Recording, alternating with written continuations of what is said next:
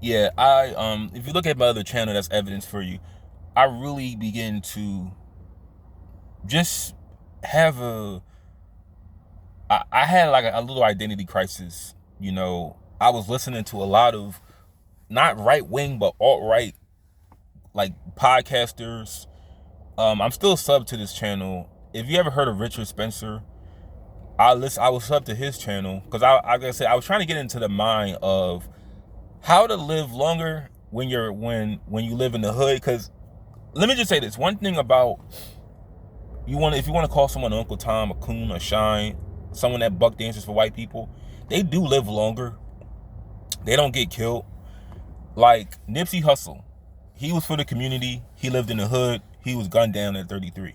Tupac, he was for his community. He was for the hood. He was for his people. Gunned down at 25.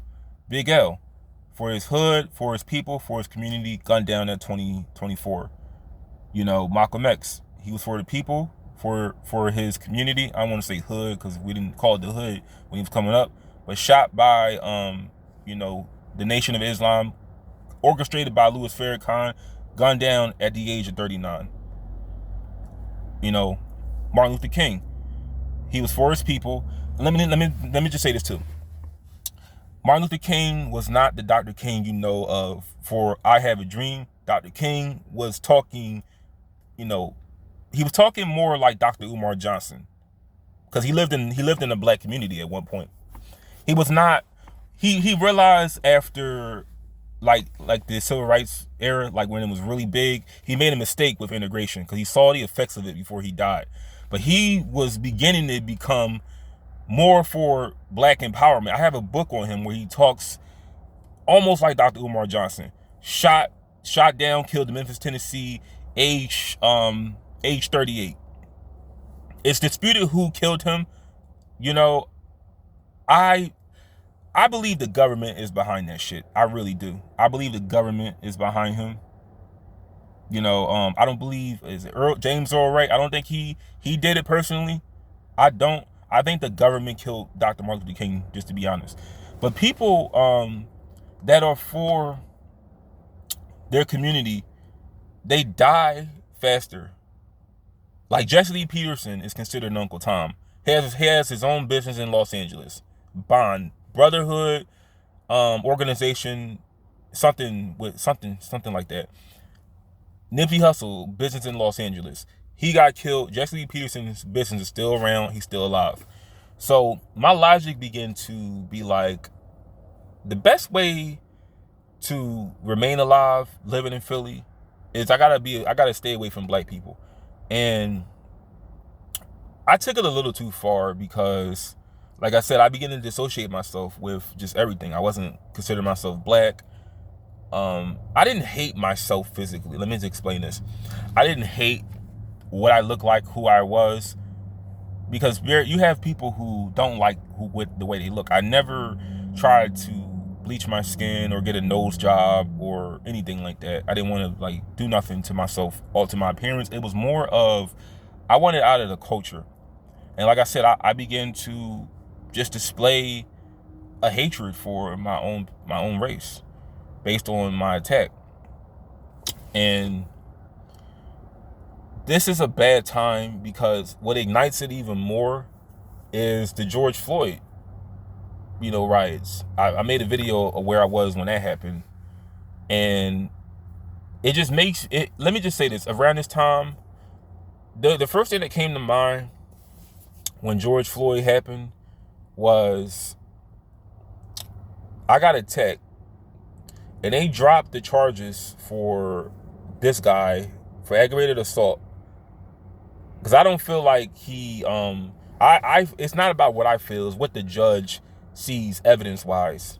But they dropped the charges for this guy, but at the time I'm siding with white people. I'm like, they overcharge a police officer, and I don't know this at the time, but for doing a tactic that he was trained to do by the police. Because I understand Derek Chauvin was trained by the Minneapolis Police Department to do like that knee on his neck. He was trained. And you know, George Floyd, I made a video talking about this on my last channel. George Floyd could have been anybody. I just think that it was the timing of everything. Because if you really think about it, you had a lot of people die that year by the police. George Floyd could have been Jacob Blake. George Floyd could have been Walter Wallace from Philly, or it was a few cases that year that were highlighted, or Maud Arbery. But it was the timing of everything. He was just, excuse me. George Floyd could have been anybody. He was just killed at the right time. Now, let me just say this. I believe drugs played a part in his demise. It's my opinion. Because he was saying he couldn't breathe prior to having the knee on his neck. That's what he was saying. They're saying if he would have told police that he ingested drugs while he was being detained, they could have took him to the hospital. But I don't know. Just being around certain cops, I don't know if they really would have did that. But all that's going on. I'm angry. You know, they all this, because I'm working at a store at the time. Now the job I worked at didn't get looted, but the Acme is like Publix. Acme is like an East Coast store up north. It's an Acme not too far from my job that got looted really badly. This Indian guy that I used to help at BJ's with like him buying water for his gas station got looted badly. There were stores, because I caught the bus, I didn't have a car. It was stores, because when I caught the bus, there was a T-Mobile. It had like a fucking, looked like they shot through the window. It had like a big ass like hole in the window. It's graffiti. Like, let me just say this. There are everywhere. Philadelphia is not like, if Philadelphia was a majority black city, I don't think they would have put any money in repairing all the damage done. If Philadelphia was Detroit, I don't think they would have. When Detroit had its riots in '67, they didn't put no money into it because it was like all the whites were getting out of there. If Philadelphia became a black city, and I feel like how Chicago is becoming more catered to the Hispanic, maybe one day Philadelphia may undergo that too. But if it was mainly a black city, it would have they wouldn't have put any money into rebuilding it. I really feel like the whites that were there that probably couldn't afford to leave, they would have found a way for them to get out of there, and it would have just been like Detroit, basically. But yeah, I didn't have no respect for myself. I made a lot of comments about coworkers, and you know, I wouldn't do that now, but it was just my hatred I had from what happened to me. You know, there were white coworkers I used to joke with. I used to tell all kind of like monkey jokes and jokes about slavery and police killings. It's kind of corny to tell, but there was a lady who found out through 23andMe she had like 2% black in her.